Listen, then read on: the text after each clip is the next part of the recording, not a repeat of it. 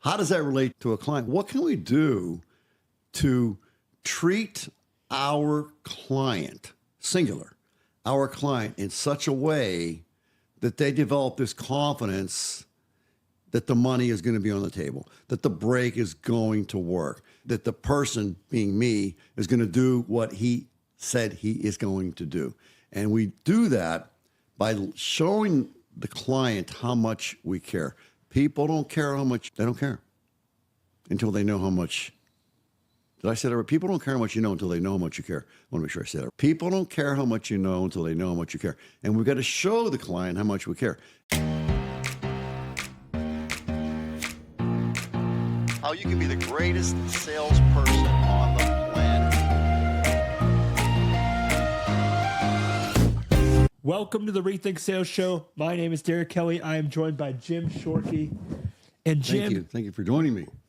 yes, without using words, and you have 10 seconds in the initial start of a sale, you start to build that trust. I don't know that you really build trust. I think you make an impression. I don't know that it would be a trust impression, but it's an impression. Yep. And are we making a good impression or a bad impression? And so absolutely, positively, do want to greet the customer with a nice and not overly enthusiastic, because that can be also a bad idea. Yeah, I feel hey, how you doing today? Yeah, I want to be controlled enthusiasm. I want to have a smile on my face. I want to get eye contact right away.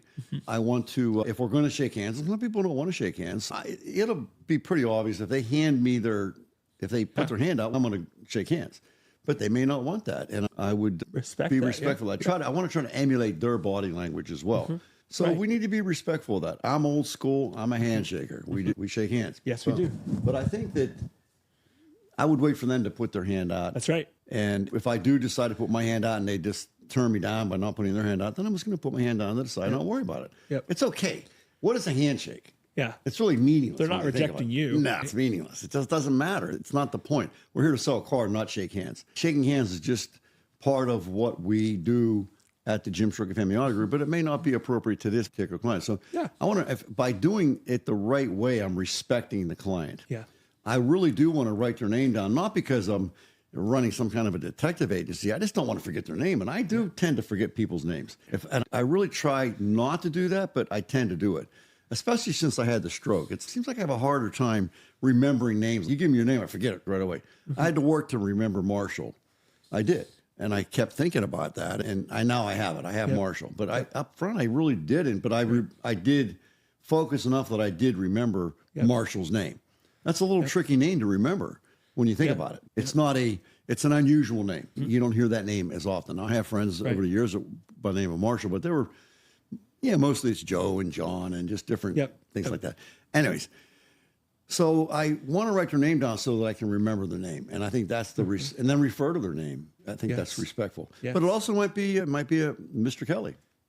That's right. Some people prefer that. Yes. So we really do want to deliver the presentation in terms of the greeting the way the customer would like the greeting to go. And how would you know whether to call me Mr. Kelly or Derek, or do I think you usually am I telling you how to address me? Could be. I might ask that question. Depends. Like I'm an old guy. I'm 68, so there's going to be mostly people that are younger than I am, and I think it's not expected that I would call you Mr. Kelly. Sure. I think that would become uncomfortable as well. We don't want to do that. Yeah, that would be awkward. So I might.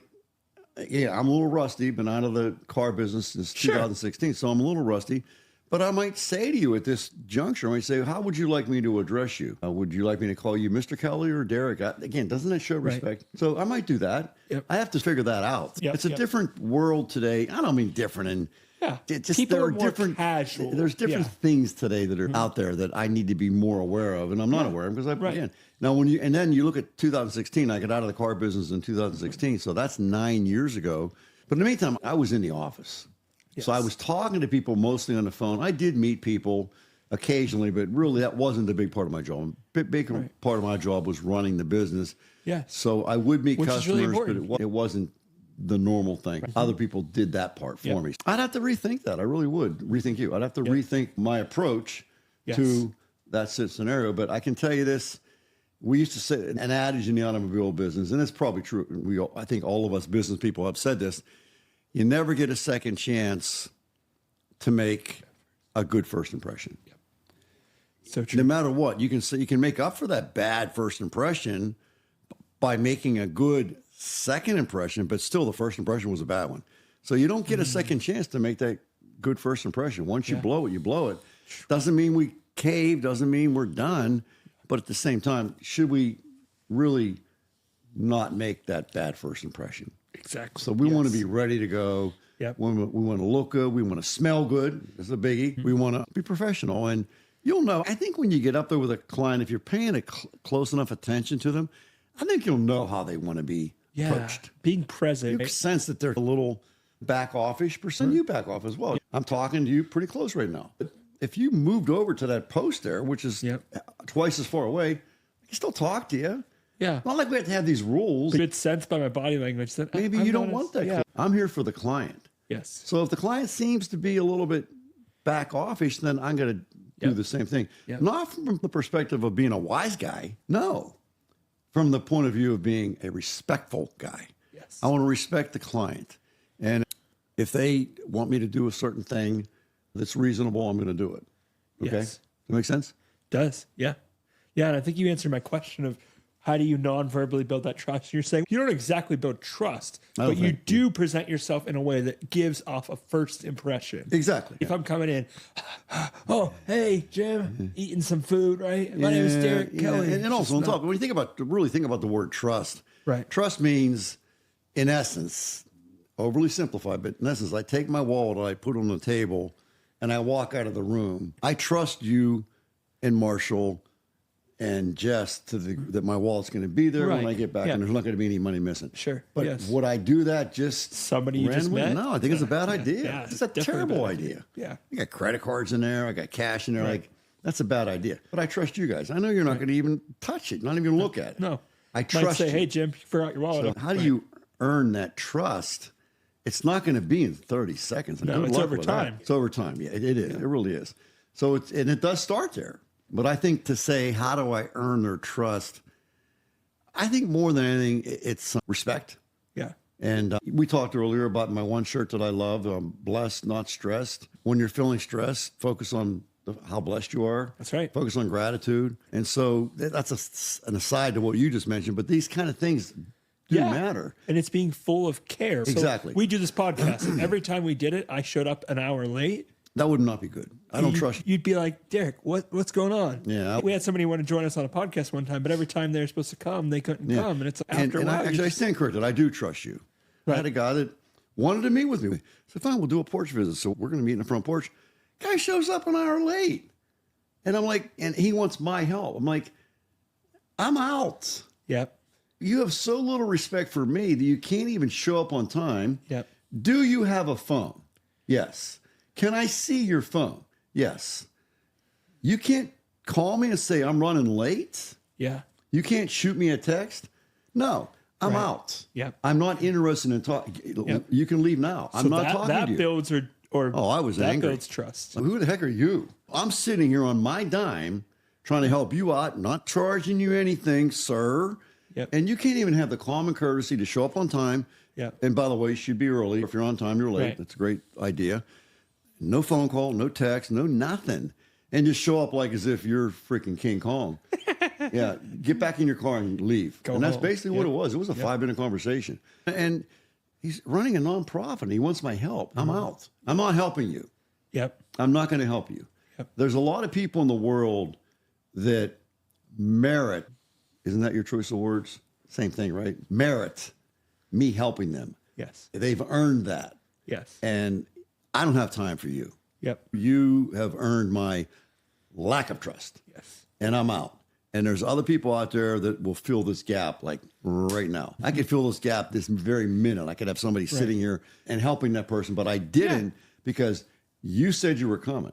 How disrespectful. Yeah. And in the meantime, somebody else suffers the consequences of your horrible judgment. Yep. Because I could have been sitting here with my good friend Derek Kelly, and we could be having a conversation about Rethink You and Right. whatever the case The may be. It podcast. could have been a strategy meeting. And then so many people gain from that. But in the meantime, you're so ignorant that you can't even show up on Communicate. time. And Yeah. it's like ridiculous.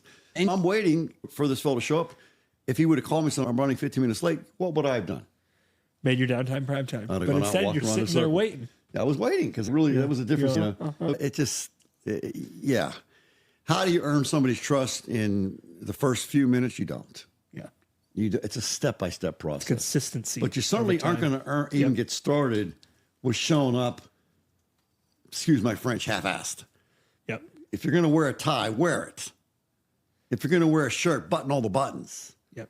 If you're going to wear shoes, shine them. Make a good first impression. Yeah. And that starts the process. That's so good. Long answer to a short question. Yeah, but it's a great answer because you're talking about that trust builds over time. But it's consistency over time. And that's such a good answer, Jim, because I think sometimes we think, oh, building that sale or making that sale happen requires the right words and the exact kind of thought and the perfect Word tracks strategy. and all that. No. And all of that's having a good process, which you talk about a lot, being trained, which you talk about a lot, but these things that we don't normally think about that are really important as well. They are. Right? And you've heard me say this 1,000 times. I'll say it again.